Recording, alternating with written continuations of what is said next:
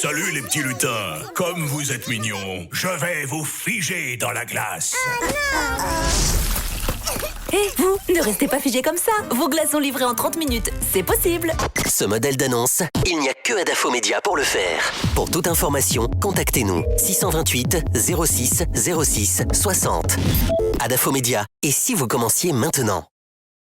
Bienvenue dans la deuxième partie des Grandes Gueules, les GG, cette émission qui parle de vous. Je le disais à l'entame, nous vous aidons à mieux comprendre l'actualité. Merci de nous regarder un peu partout dans le monde sur Espace TV. Vous le savez, l'émission interactive. Je sais que vous avez écrit déjà sur les différents canaux, les différentes plateformes qui vous sont offertes pour pouvoir interagir à nos différents sujets. Ici, 657 39 13 13. Si vous êtes à l'international, il vous suffit juste d'ajouter l'indicatif, le 00224.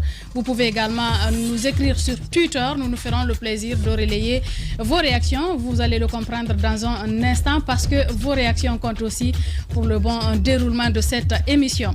La Guinée a gagné un point cette année dans le classement mondial de Reporters sans frontières. Elle passe de la 110e en 2020 à la 109e place. Le pays a fait des efforts dans le cadre de la promotion et de la protection de la liberté de la presse. C'est vrai que le seul point n'est pas un trophée quand on sait qu'en 2019, nous occupions la 107e place. De manière pratique, on note la confiscation des libertés, le difficile accès à l'information publique. Pendant ce temps, l'éternelle question de la formation des journalistes reste assez présente dans les débats. Le métier est aussi pratiqué par tout le monde, pour ne pas dire n'importe qui.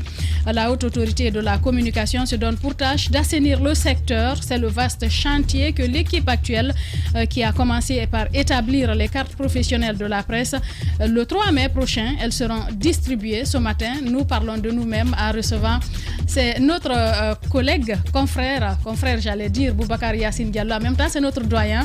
Il est le président de la haute autorité de la communication. Il est déjà installé dans ce studio. Dans un instant, nous allons lui poser des questions, justement. Mais avant, vous le savez, vos réactions comptent également. Nous allons en lire quelques-uns ici avant de continuer l'émission. Nous partons avec ce premier message qui vient de tomber sur notre plateforme. Nous avons Poulo Toro de Lissan qui nous écrit, il nous dit ceci: bonjour Diadia et à toute l'équipe, c'est Poulo Toro. J'ai une admiration méritée pour Jean-Pierre Koli Gouepogui, un fils digne et patriote. La Guinée n'a pas besoin de Sorbonnard pour son émergence, elle a juste besoin de patriotes de votre trempe. Respectons les mesures sanitaires pour éviter la propagation de la Covid-19, il le dit Poulo Toro de Lissan. Nous partons avec cet autre, Maki Premier Dar es Salaam. Bonjour, pour le bonheur du football guinéen, donnons la clé du foot à un connaisseur du foot comme Titi Camara. Plusieurs communicants du RPG sont rentrés frauduleusement à la fonction publique. Ce sont eux qui défendent le ministère de la fonction publique contre le peuple de Guinée. Maki donc qui signe ce message. Nous continuons toujours avec les réactions, vos messages sur nos différentes plateformes. Quand ça tombe en même temps, c'est compliqué de lire. Nous partons avec Alpha Moussaya Makadjabi qui nous écrit: bonjour Madame Hierro et à toute l'équipe. La fédération n'a rien apporté dans la vie d'Antonio Soare. Au contraire, cet homme s'est donné pour le football de ce pays à travers ses propres moyens. Il va laisser un vide difficile à combler dans cette fédération. Je l'invite à démissionner, même du COCAN, pour se concentrer sur son centre de formation Yorokogia, le Orea AC, et sur ses actions humanitaires. Bonne journée, il le dit Alpha Moussaya Makadjabi. Nous partons avec cet autre, Souleymane Konaté, qui nous écrit depuis Dubreka. Il dit bonjour les grandes gueules. Il vient de contraindre Antonio Soare à renoncer à la présidence de la FEGIFOOT. Attention, les messages tombent au même moment. Mais pour son troisième mandat, ni les manifestations, ni la fracture sociale, ni les vies humaines et les menaces de sanctions de la communauté internationale n'ont pu empêcher Alpha Condé à confisquer le pouvoir et nos libertés individuelles et collectives. Aidez-moi à comprendre. Souleymane Konaté qui nous écrit donc depuis Dubreka. Bonjour la radio école, moi c'est Saïdou Yaouki depuis Kindia en Guinée. Pour des intérêts égoïstes, ils risquent de mettre le football à terre. C'est vraiment dommage, on risque de salir l'image du football guinéen. On va partir sur Twitter à présent avec les internautes. Nous partons avec ce premier.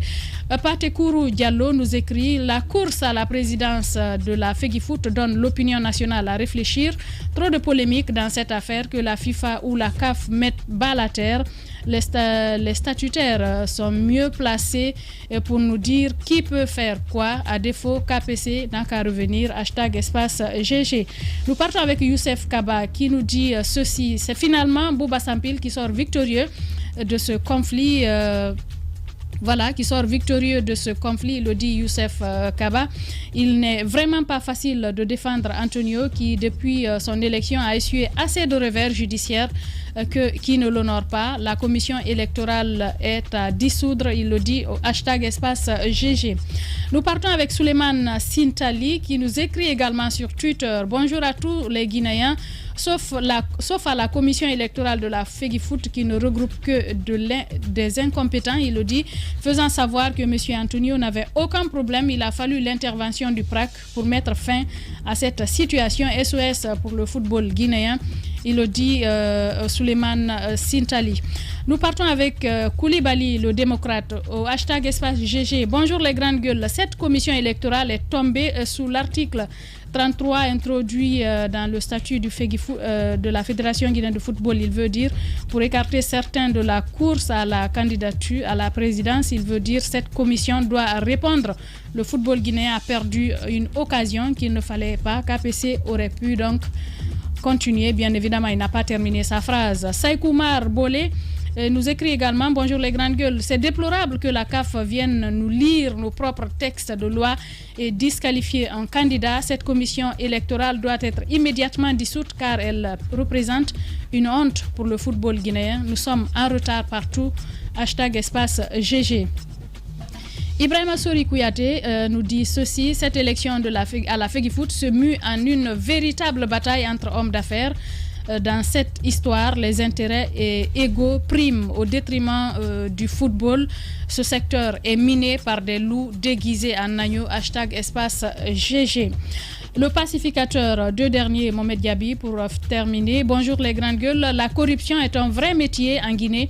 Comment peut-on faire fi d'un texte très clair pour aider un homme supposé providentiel par des fatalistes? Aucun homme n'est irremplaçable, donc arrêtez d'infantiliser le peuple et respectez nos textes, s'il vous plaît. #espace GG. Optimiste nous écrit également: je crois qu'Antoine Kourouma ne connaît pas le sens de ce dicton qui dit que nul n'est indispensable dans le pays. C'est pas parce qu'il a été un sponsor phare de son projet Media. C'est son opinion de toutes les façons, c'est pas parce qu'il a été sponsor. Nous lisons un dernier donc avant de finir.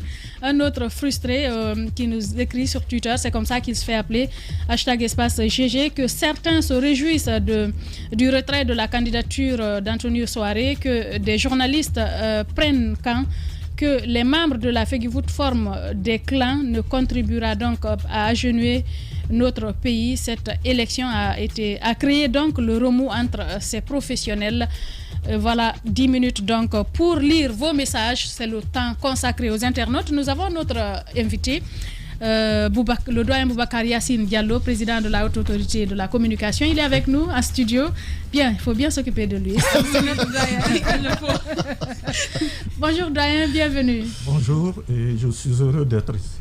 Merci. Le plaisir est partagé. Allez-y, Jacques Lévalénon. Alors, on va commencer bien entendu par la HAC, la Haute Autorité de la Communication, qui a connu quand même une petite réforme parce qu'il y a bien entendu le texte qui consacre l'institution qui a été modifié. Vous êtes le premier président avec cette loi qui autorise désormais le président de la République à nommer la première personnalité. Disons, comment vous avez apprécié d'abord cette réforme avant de parler de votre gestion? Je voudrais commencer par rappeler que l'élaboration de la loi est du domaine exclusif de l'exécutif, sauf si des députés souhaitaient initier un projet de loi ou des amendements dans une loi. En ce qui me concerne, ce que je puis faire en tant que président d'institution, c'est d'appliquer la loi qui a été promulguée. Oui, mais en même temps, parce qu'on se disait qu'on avait, avec l'ancienne loi, un peu le pouvoir de désigner la première personnalité à diriger cette institution lorsque on nous ramène une autre où c'est le président de la République qui nomme un président.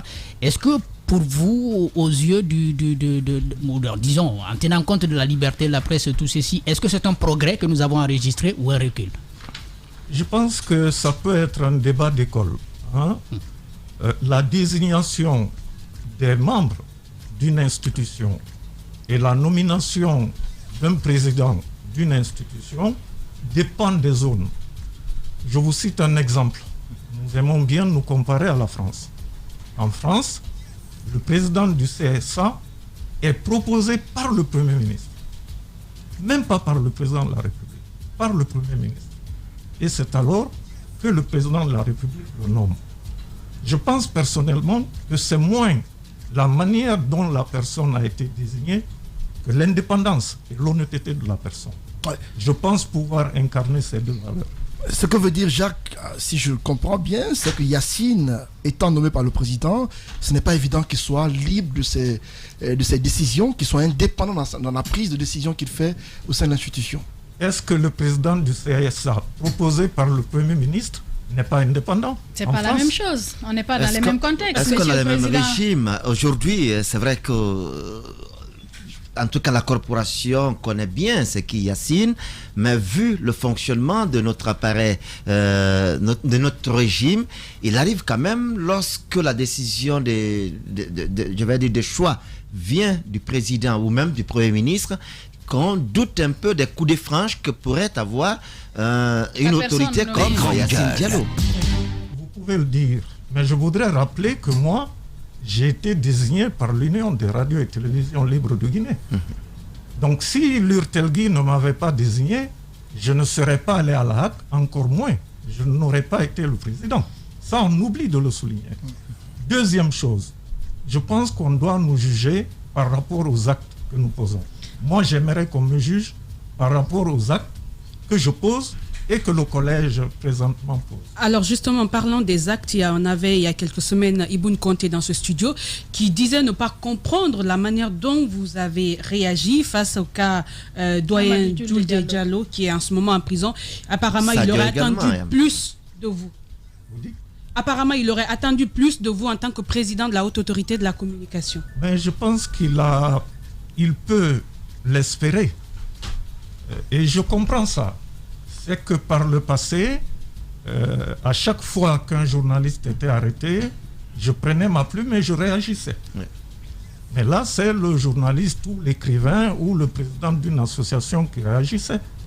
Aujourd'hui, je suis président d'une institution qui décide par plénière. J'ai mon avis personnel, mais il y a l'avis de la plénière. Je ne peux pas engager l'institution par rapport à mes propres conceptions. Mais j'entends des gens parler. Je pense qu'on devrait faire un effort pour aller revisiter nos lois. La loi L002 et la nouvelle loi sur la HAC. Mais malheureusement, la plupart de ceux qui interviennent n'ont même pas vu la loi. Encore moins la lire. Et je pense que ça, il faut le faire. Concernant le cas que vous soulevez. Oui, Julde. Quand il a été arrêté, je voudrais rappeler que j'ai commencé la presse avec Julde, presque le même jour, à l'Institut Polytechnique de Cancan. Je suis arrivé la même année avec lui à l'Université de Cancan. Lui, il s'occupait de sport et moi de chronique, déjà en première année. Et nous publions un journal mural que nous mettions sur le manguier pour ceux qui peuvent se souvenir. Puis nous nous sommes retrouvés à l'Université de Conakry. Nous avons poursuivi le chemin. Donc j'ai été le premier à avoir ressenti son emprisonnement.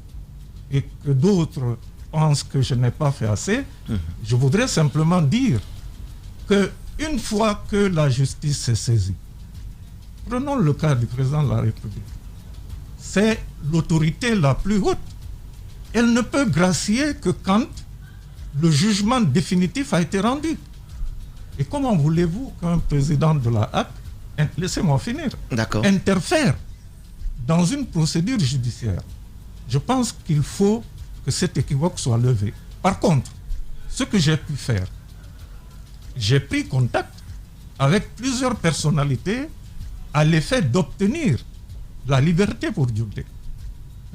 Et lorsque je n'ai pas pu régler la question par ce créneau, j'ai pris contact avec les autorités judiciaires pour leur rappeler que seule la loi sur la liberté de la presse prévaut lorsque un délit a été commis par voie de presse. Je ne peux pas en faire plus en ce moment, plus que ça.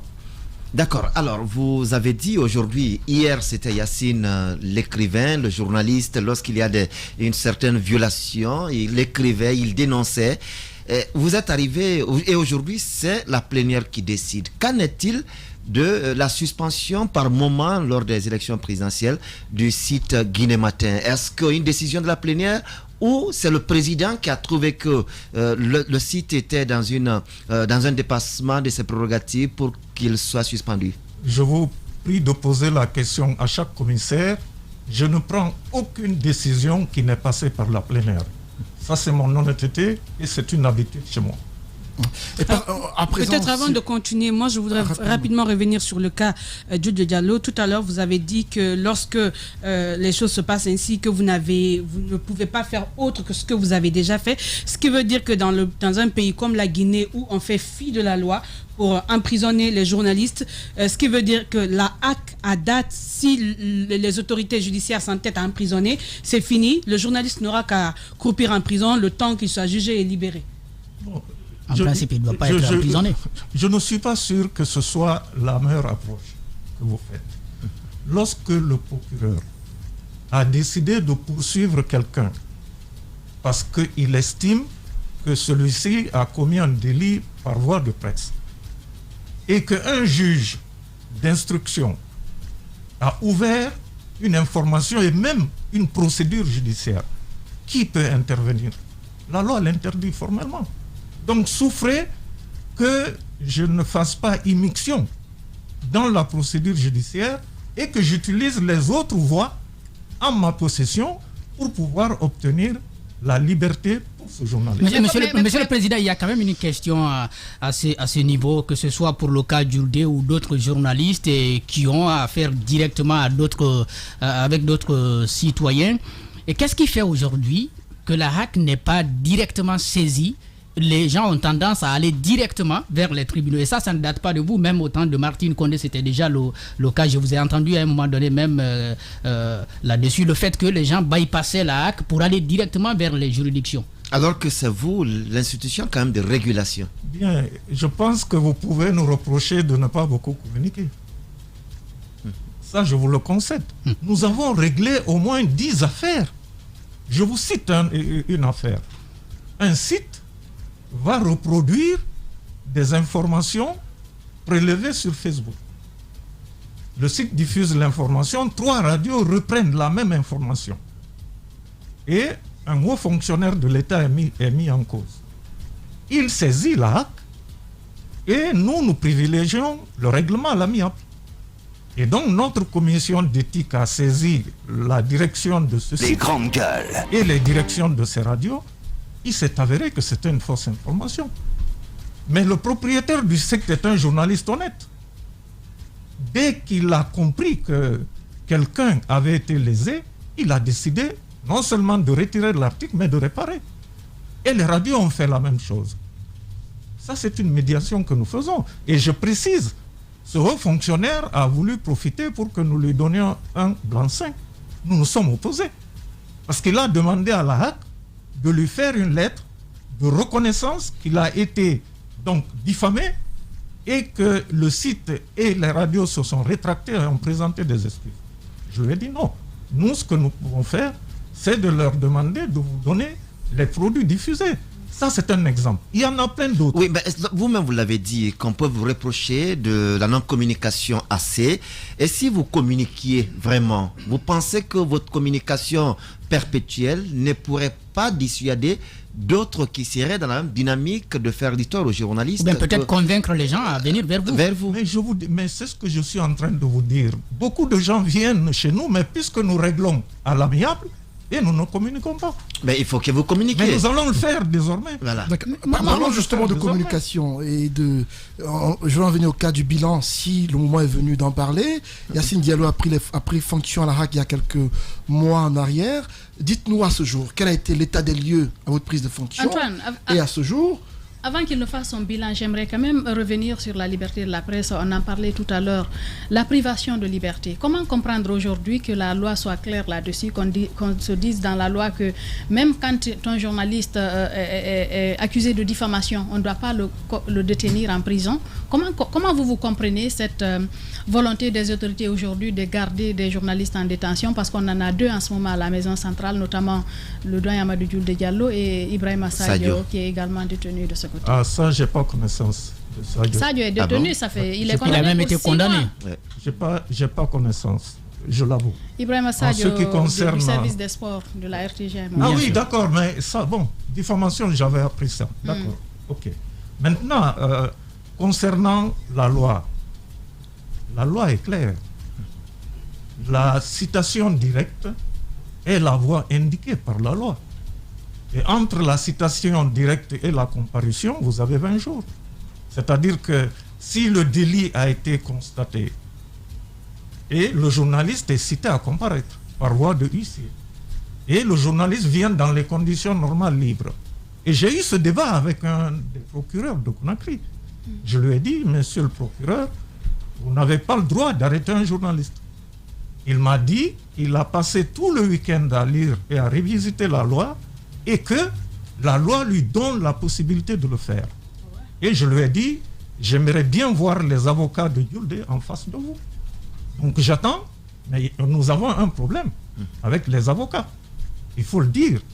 Nos avocats, enfin, il y en a qui sont très bons, comme Maître Traoré, que je respecte, et d'autres aussi. Mais je pense qu'ils prennent souvent, certains d'entre eux prennent souvent la voie la plus facile de dire, c'est politique. Le juge va au fond et fait asseoir sa conviction. Moi, je vous cite un exemple. Lorsque j'étais propriétaire du journal L'Enquêteur, nous avons diffusé la démission d'un colonel, tout simplement. Il a porté plainte et j'ai décidé de me constituer prisonnier à la place du directeur de publication. C'est lui qui aurait dû être arrêté. Mais j'ai compris que c'est ma personne qui était visée. Le jour du procès, j'ai compris que les avocats, en dehors de Maître Christian Sceaux, qui était mon avocat, ne savaient rien de la loi. Je les ai suppliés de me laisser me défendre. Et j'ai ferraillé avec le procureur au point qu'il n'avait plus d'arguments. Donc je pense qu'il faut que les avocats prennent l'habitude d'aller visiter la loi. Les procureurs le font. Si eux, ils ne le font pas, les procureurs gagneront. Alors, sur sa question toujours... Selon ce procureur, il avait le droit de garder le journaliste, mais à votre avis, vous êtes un doyen en la matière, ont-ils le droit de les garder? Mais vous savez, le procureur... à 2 mois. Hein. Vous savez, le procureur relève du ministre de la Justice. Lui, il peut être influencé par l'exécutif. Mais le juge, qui est venu au procès, a confirmé la détention. Donc je pense que si, après le procès, Yulde estime que justice n'a pas été rendue, qui juge les juges? C'est le Conseil supérieur de la magistrature. Il saisit le Conseil et dans ces conditions... L'affaire concerne le président du Conseil supérieur de la magistrature, qui est le président de la République. Donc, attention, faites attention, ne faites pas de l'amalgame. Le président de la République ne juge pas. Oui, mais... Le président du Conseil supérieur de la magistrature, quand le Conseil se réunit, c'est le président de la Cour suprême qui préside.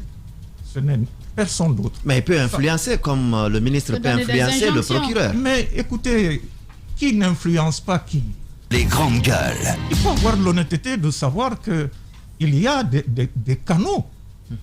Moi, je n'exclus pas que des gens influencent. Parce que je n'ai pas compris, par exemple, pourquoi toutes les sollicitations que j'ai faites concernant la liberté pour Julde auprès de très hautes personnalités n'ont pas abouti. Et par la suite, comme j'ai fait moi-même le constat, j'ai décidé d'attirer l'attention de la justice que s'il y a procès, que la loi alors soit appliquée. Alors, mais concrètement, la lecture professionnelle que vous faites, connaisseur de cette loi L002, mais aussi d'autres lois autour de la presse, quelle lecture vous faites de la détention prolongée de Amadou Julde Diallo? Premièrement, je regrette sa détention. Deuxièmement, je regrette la durée de la détention.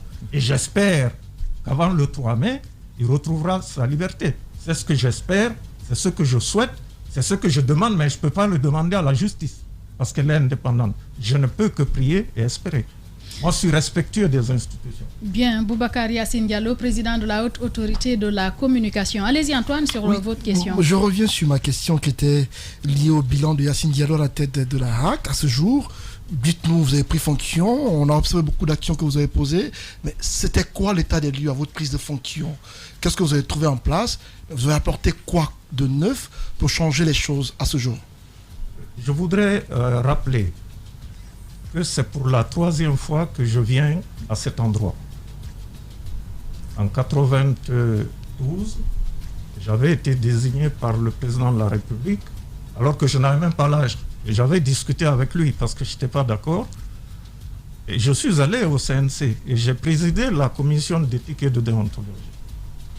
Puis je suis allé comme directeur de l'ORTG, puis j'ai démissionné et 5 ans après, j'ai été nommé président du CNC.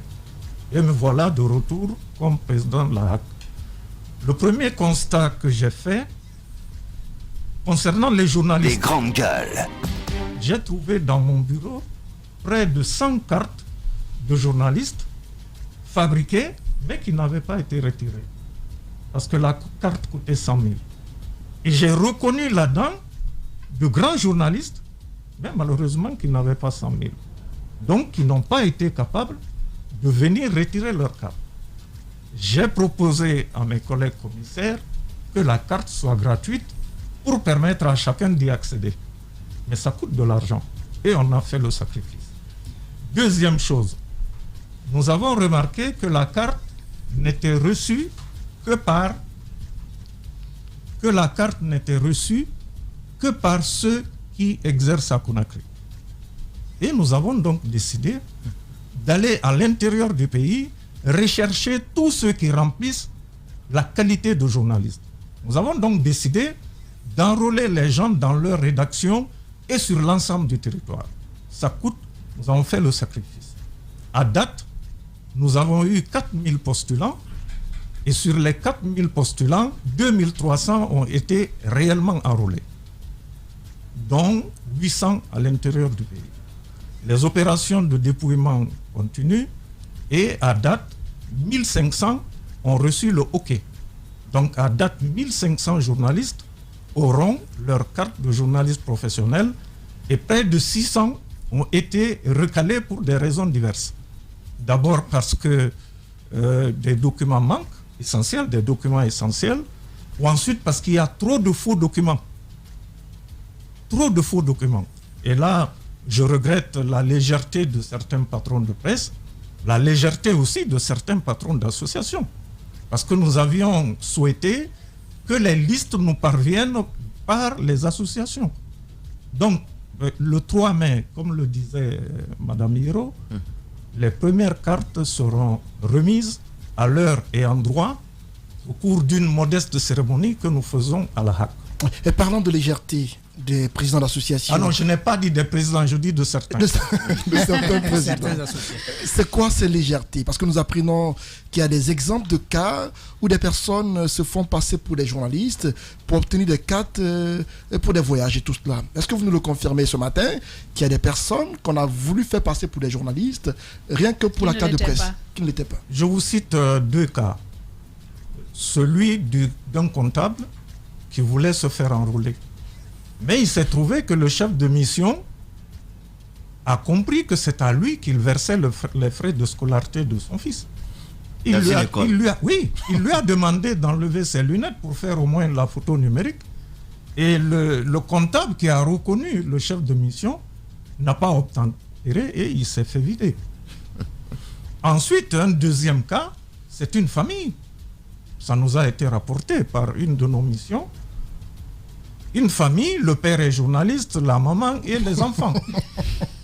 Malheureusement pour eux, on avait dit à la maman qu'elle venait prendre une carte d'identité. Et comme nous avons fait une fiche de renseignement, un formulaire d'identification, elle n'en savait rien et cette famille a été démasquée. Et ensuite, plus grave, parce que ça, ce sont des journalistes qui l'ont fait. Vous savez, puisque nous avons dit qu'on va enrôler dans les sièges, un prétendu patron de presse va dans une boutique qui était fermée, il dit que c'est son siège. Il est allé faire une banderole du nom de son journal, il a mis là. Et quand la mission est venue, il a dit, laissez, je vais aller chercher la clé. Et à son retour, il a trouvé que le boutiquier avait ouvert sa boutique et il a disparu. Voilà les cas de figure que nous avons rencontrés. Donc, la première chose que nous avions à faire, c'est quel site? C'était d'assainir la profession. Et je pense qu'on le réussira ensemble. Le deuxième constat que nous avons fait, c'est que l'eau ne circule pas dans cette zone. Et j'ai remarqué que dans mon bureau, il y avait un bidon de 20 litres et je demandais toujours ce que c'était ou d'où ça venait. Et j'ai compris un jour, parce que de passage dans une rue de Boulbinet, j'ai reconnu une des pick-up de la HAC qui prenait de l'eau dans des bidons jaunes. Et j'en ai conclu que la HAC puisait dans un quartier. Wow. Et j'ai proposé au collège que nous fassions un forage. Aujourd'hui, l'eau coule jusqu'au 2e étage. Ensuite, la salle la salle historique du 25 août, là où la Guinée a pris son indépendance le 2 octobre, était à l'abandon. Et nous avons donc décidé de restituer à cette salle son visage historique. Allez voir aujourd'hui, je pense que vous ne la reconnaîtrez pas. Voilà, entre autres. Et ensuite, vous savez, comme il le disait, la loi a été modifiée. Le collège précédent, ils étaient 11 et nous sommes 13. Et donc déjà, quand ils étaient là, il manquait de bureaux. Nous avons fait construire 3 bureaux pour 3 commissaires avec des toilettes hommes et femmes. Tout cela a été prélevé sur notre modeste budget. Je voudrais dire, il y a une chose que je n'ai pas pu régler. Je le regrette et je ne désarme pas. À la HAC, il y a des gens qui travaillent là depuis 20 ans et qui ont des salaires de 600 000. Ils n'ont jamais été alignés sur la fonction publique alors qu'ils ont des numéros matricules. J'ai saisi le ministre du budget, j'attends qu'ils réagissent. Cette histoire de numéro matricule.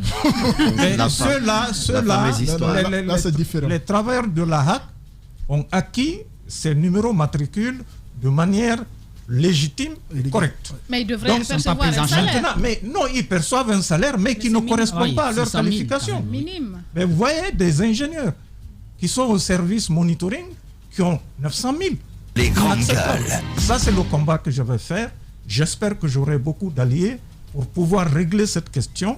Parce que vous ne pouvez pas demander aux gens de venir pendant 30 jours, ils ont 20 jours ouvrables, et lui donner 600 000. Alors, Monsieur le Président, par rapport aux cartes de presse et puis toutes les dépenses que vous êtes en train de nous citer, peut-être que vous accepterez, si ce n'est pas discret, de nous dire ce que ça vous a coûté, le travail que vous avez déjà fait à la base. Et puis peut-être parce que nous, ça nous pose énormément de questions, ou ça suscite à nous des interrogations, pourquoi l'ancienne équipe n'a pas été capable de le faire. Mais on ne vous demande pas ce jugement, mais ça vous a déjà coûté combien et comment l'argent est mobilisé. Mais vous savez que les institutions reçoivent une subvention. Et cette subvention ne concerne que le fonctionnement. C'est-à-dire qu'il n'y a pas un volet investissement. Mais je pense qu'il y a des postes de dépenses qui pouvaient être supprimés, ou en tout cas réorientés. Et c'est ce que j'ai fait. Rien que pour la carte de presse, nous avons déjà dépensé près de 200 millions. Donc ça, c'est un sacrifice qu'on a fait. Ensuite, on a réduit également des dépenses d'achat, par exemple, de papier. Et en fait, nous avons annulé certaines dépenses pour pouvoir créer le minimum de conditions de travail pour nos personnels Parce qu'à mon avis, quand l'environnement n'est pas sain, on ne peut pas demander à des gens de venir travailler.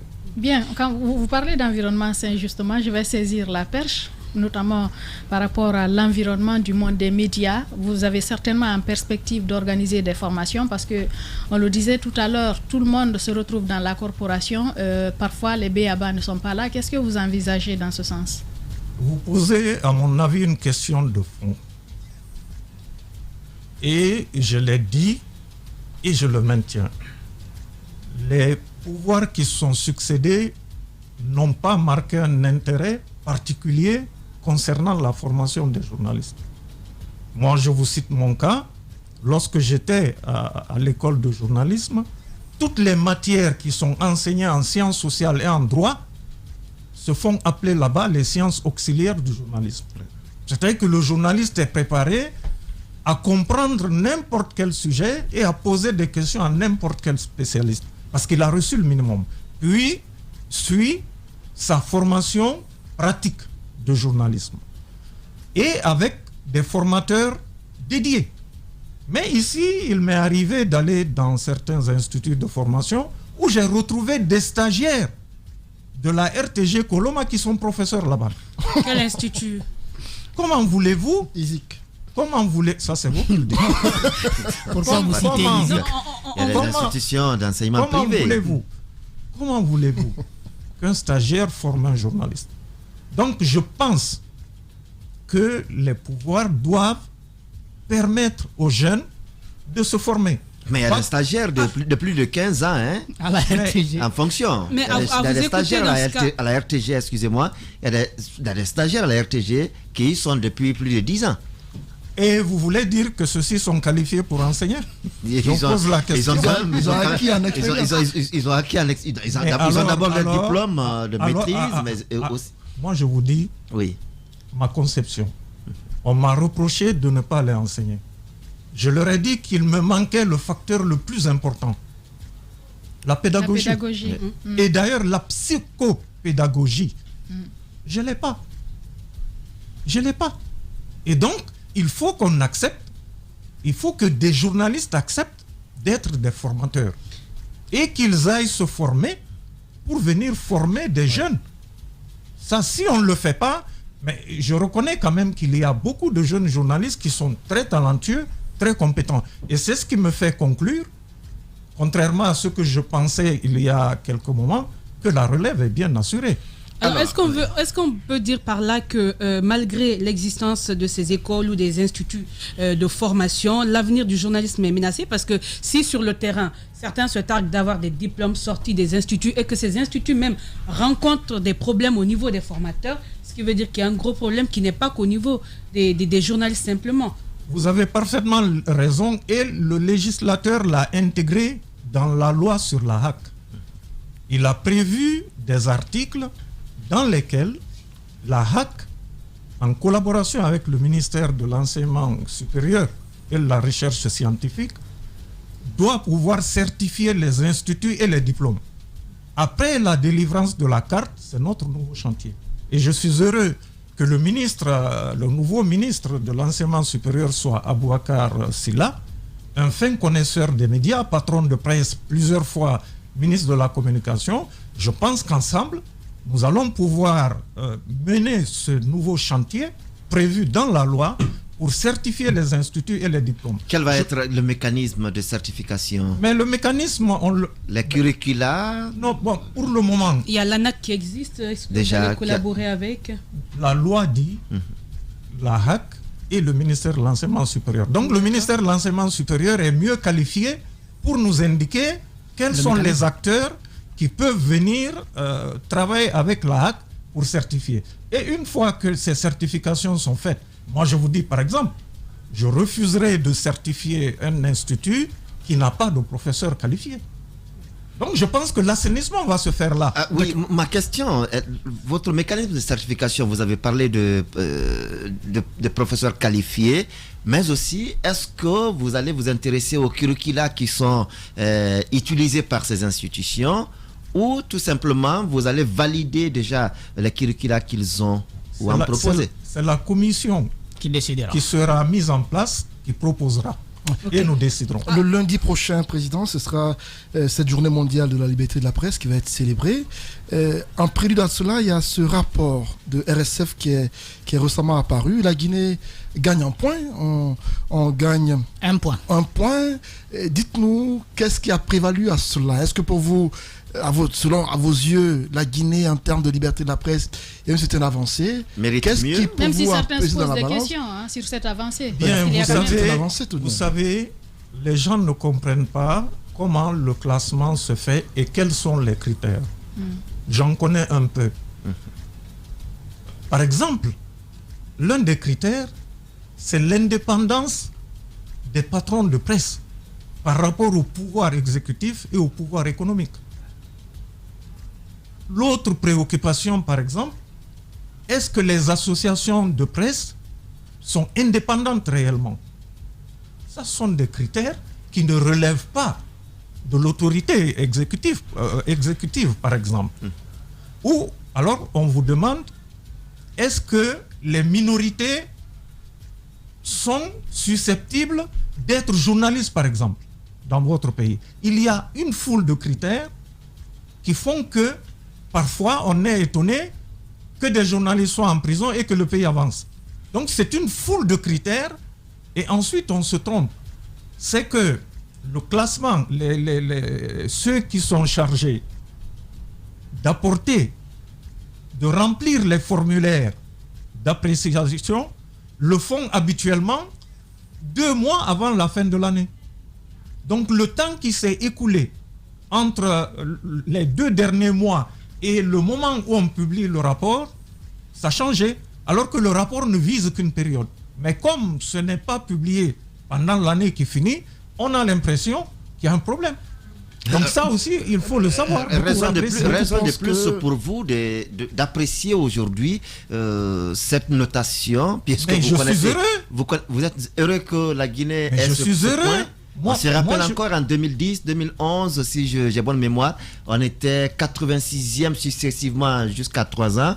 Après, on a chuté 108e, aujourd'hui 107e en 2019. Aujourd'hui 110e récemment en 2020. Voilà. C'est des classements aléatoires. Ah bon? Parce que tout dépend de ceux qui jugent. Vous avez dans un pays 2 ou 3 personnes qui envoient des critères de manière anonyme. Et ce sont des personnes connues, des journalistes de grande réputation. Donc, si 2 de ceux-là sont de mauvaise foi, la note est négative. Ça aussi, vous devez le savoir. Mais prenez les 3 pays généralement qui arrivent en tête depuis maintenant 10 ans. La Norvège, la Finlande. Et bizarrement, cette année, le Gabon est allé... Mais c'est ce que je vous explique. La Guinée-Bissau nous a battus, monsieur le Président. Mais c'est ce que je vous explique. C'est-à-dire que Reporters sans frontières a des personnes ressources dans chaque pays et c'est eux qui remplissent les formulaires. Et c'est sur la base de ces formulaires que des classements sont faits. Ensuite, les classements dépendent aussi. Bon, vous savez, personne n'est jamais suffisamment indépendant. Donc il n'est pas exclu qu'il y ait des rapports erronés. Alors, mais même pas des rapports erronés, mais des rapports partisans. C'est possible. Alors moi, je veux avoir votre lecture sur la condition des journalistes. Beaucoup expliquent le malaise qu'il y a dans le milieu par les conditions de vie et de travail. Déjà, je veux savoir quel est le droit de regard de la HAC sur la création des médias en Guinée. Bon, vous savez que la loi a été modifiée. Dans l'ancienne loi, c'est la HAC qui donnait l'agrément. Maintenant, c'est le ministère de l'information, mais après avis de la HAC, c'est un peu retour au CNC. Mais la HAC gère le contenu. Et je pense que quand on parle de journalistes, on parle de production, on parle de contenu. Donc, la HAC a toute autorité à regarder le contenu tant sur les médias du service public que les médias du service privé. C'est une grande responsabilité. Et c'est pour ça, je vous fais remarquer que depuis que nous sommes là, il y a de moins en moins de sanctions. Presque dans le mois, vous lisiez 2-3 sanctions de suspension. Nous avons inversé la tendance. Lorsque notre service de monitoring nous mentionne qu'il y a eu probable violation de la loi, notre commission d'éthique s'approche des patrons de presse et parfois des journalistes pour discuter des possibles violations qui sont contenues dans de tels propos. Et c'est comme ça que nous avons pu réduire beaucoup d'erreurs qui se glissent parfois. Je vous cite un exemple. Un jour, j'écoute une radio, un journaliste dit qu'il y a génocide à Sangoya. Génocide à Sangoya. Wow. J'appelle le propriétaire de la radio, je dis attention, la radio annonce génocide à Sangoya. Il n'avait pas écouté. Je dis, le journaliste dit qu'il y a un camion qui a dérapé et qui est venu rentrer dans une espèce de baraque. Il y a un mort et des blessés, il y a génocide. Son patron, qu'est-ce qu'il a fait? Il a pris le dictionnaire, d'après ce qu'il m'a dit, il allait remettre au journaliste. Et quand il a lu génocide, il dit, bon, je ne connaissais pas le nom. Voilà des situations dans lesquelles on peut imaginer que ce ne soit pas génocide, mais qu'il aille dans la vie privée de quelqu'un. Ouais. Diffamation. Voilà. Or, je vous dis, nous devons faire beaucoup attention. Nous, les journalistes. Moi, je suis journaliste, je le revendique. Je n'ai travaillé que dans le secteur depuis toujours. Je pense que si nous ne prenons pas garde, nous finirons par donner raison aux adversaires de la dépénalisation. Ils sont très nombreux. Ils n'ont pas envie que la dépénalisation vive. Et la meilleure façon pour nous de les contrecarrer, c'est de travailler de la façon la plus professionnelle et la plus honnête. Peut-être espérer justement par rapport à ma question tout à l'heure qu'on aille vite sur le contrôle de ces médias, parce qu'aujourd'hui en Guinée, on a des gens qui ont créé des médias et dedans, on a 2 ou 3 ordinateurs, des Guinéens qui sont employés de jeunes mais qui ne perçoivent absolument rien. Après, sur le terrain, il y a comme une suite logique, ils ne sont pas payés, beaucoup de problèmes quand même qui concourent à ce qu'on vit actuellement. C'est le Gombo qui les fait vivre. Mais vous avez raison de soulever cette question. Et c'est pour ça que nous avons dit, l'enrôlement se fait au siège des journaux, au siège des organes. C'est en Guinée, je pense que c'est un cas singulier, où il y a un journal qui n'a pas de siège, ou un site qui n'a pas de siège. Je pense que ça n'existe nulle part. Premièrement. Deuxièmement, le propriétaire de ce prétendu site ou de ce journal est seul. Il est seul. C'est-à-dire, il est journaliste, rédacteur en chef, propriétaire, comptable et tout. Et je leur ai dit, parce que justement, ils sont venus dire, donc on n'aura pas la carte. Je dis, tous les journalistes qui travaillent chez vous auront leur carte s'ils remplissent les conditions. Mais je ne reconnaîtrai pas un organe qui n'a pas de siège. Et je leur ai même dit, attention, comment vous faites? Les annonceurs déposent leur publicité où? Parce que l'annonceur, il ne vous envoie pas sa pub par Internet. Parce qu'il doit avoir la garantie que si vous ne diffusez pas sa pub, il peut aller récupérer son argent. Quelque part. Et pour le 3 mai, qu'est-ce qui est prévu? Et rapidement, la subvention accordée aux médias, est-ce que c'est disponible? Bon, ça c'est une question de fond. Et je pense qu'il y a eu beaucoup de bruit. Moi, je suis transparent. Madame Martine Condé, avant de partir, avait écrit au ministre du Budget, qui avait pris un arrêté de mise à disposition. Et c'était un héritage pour moi. J'ai poursuivi jusqu'à la lettre de paiement. Ça, c'était pour l'exercice 2020. Lorsque les associations m'ont vu pour me dire que cette subvention avait été dégagée, c'est-à-dire qu'elle ne serait pas payée. Et qu'ils sont allés au ministère du Budget, ça leur a été dit là. Et que ce que le ministère pouvait faire, c'était d'engager rapidement l'exercice 2021. À peine que j'ai été saisi, j'ai fait la lettre au ministre du Budget et quand l'arrêté a été pris, j'ai scanné personnellement et j'ai envoyé au président des associations. Je suis transparent jusqu'au bout, donc c'est dans le processus. Je parlais du 3 mai. Qu'est-ce qui est prévu concrètement? Mais en fait, il a posé 2 questions. Oui, voilà. C'était la deuxième, la première. Maintenant, la deuxième, le 3 mai.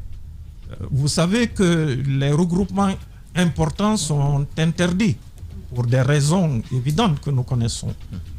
Mais nous pouvons quand même faire une cérémonie modeste à notre siège qui a changé de visage. Et donc, cette cérémonie est prévue à 13h, le 3 mai, au siège de la HAC. Je profite de votre antenne pour inviter les journalistes qui le désirent les patrons de presse qui le désirent, les journalistes qui le désirent, de prendre part à cette cérémonie. J'ai déjà l'accord de 2 ministres qui ont accepté de venir. Je les ai sollicités pour des raisons connues. Je prends le cas du ministre Thibou. Il a toujours été un défenseur de la liberté de la presse. Je l'ai invité, il a accepté. J'ai invité le ministre Kiridi. Il a accepté. Je l'ai invité pourquoi? Kiridi fait partie des pionniers de la libéralisation. C'est lui qui a présidé la commission de libéralisation. Et moi, j'ai présidé, dans ma qualité de président de l'AGEPI, la commission technique. Donc, ma commission a écrit le projet de décret, les projets d'arrêté et les projets de cahier des charges. Donc, j'ai invité le ministre Kiridi pour lui reconnaître ce rôle de pionnier parmi d'autres. Ils sont nombreux. Il n'était pas de ceux qui s'opposaient à la libéralisation. Je vais inviter bien sûr le ministre de la Justice qui m'avait fait l'honneur de venir présider la cérémonie de lancement. Je vais inviter le ministre Fofana qui était venu aussi et puis d'autres ministres. Je vais les inviter et d'autres personnalités. Je sais que leurs calendriers sont généralement chargés. J'espère qu'ils seront là et que les journalistes seront là. Maintenant, la méthode, c'est que le 3, nous allons remettre de façon symbolique des cartes. Et juste après, ceux qui désirent retirer leurs cartes, si elles sont disponibles, ils pourront les retirer à la HAC parce que chacun ira retirer sa carte à la HAC parce que nous avons un registre et nous avons décidé de mettre chacune des cartes sur notre site. Chacune des cartes sur notre site. Parce que sur la carte, il y a un numéro et une photo. Si quelqu'un s'improvise journaliste ou s'autoproclame journaliste et va vers quelqu'un, il suffira simplement d'aller sur le site et voir s'il est vraiment journaliste ou pas. Et nous avons mis un numéro de téléphone qui est ouvert 24/24. Si vous avez des soupçons, vous appelez le numéro et la personne vous dit si c'est authentique ou pas. Dernière question. Avec l'AGEPI, je rebondis sur l'AGEPI. Aujourd'hui, on parle de bicéphalisme à sa tête. Avec Ibn Conté et Aboulaye Diallo, vous qui avez été président de cette association, est-ce que vous êtes fier de ce qu'elle est devenue aujourd'hui, avec cette forme de combat qu'il y a en son sein? Comment est-ce que vous appréciez la façon dont est devenue l'association guinéenne des éditeurs de presse? Si vous leur posez la question, lorsque, avant de venir à la HAC, j'avais appris qu'il y avait un conflit, j'ai proposé ma médiation. J'ai rencontré les 2 tendances au siège du Lynx et je devais obtenir la fin de la négociation au Novotel quand l'une des parties s'est absentée. Et je me suis retiré de la négociation et par après, Madame Martine m'a sollicité pour présider une commission. La commission a rendu des conclusions et mon travail était terminé. Je regrette qu'il y ait des difficultés dans des associations. Vous savez, moi j'ai été le premier président de l'URTELGUI et j'ai imposé l'unité de l'URTELGUI. Et pour le réussir, vous savez ce qu'on a fait? On a demandé aux grands groupes comme Adafo, comme Nostalgie, d'accepter de percevoir le même montant de subvention que la radio la plus petite. Et si Adafo a 23 millions, la radio qui est à Kissidougou a 23 millions. Et ça a permis de souder l'union. Et personne n'est parti jusqu'à maintenant. Je pense que c'est le secteur où il n'y a qu'une association, c'est l'URTELGUI. Et je pense, naturellement, je ne demande pas à ceux qu'il n'y ait pas beaucoup d'associations parce que ce sont des regroupements libres. Donc, mais je souhaite qu'elles vivent dans la paix et qu'elles contribuent à aider la presse à vivre mieux. Maintenant, dernier mot concernant les salaires des journalistes. Je pense que les patrons doivent faire des efforts.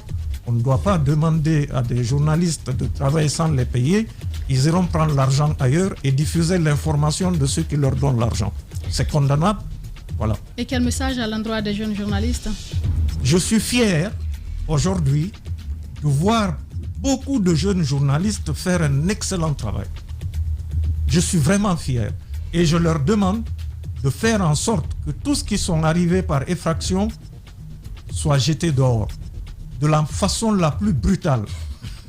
C'est ce que je recommande.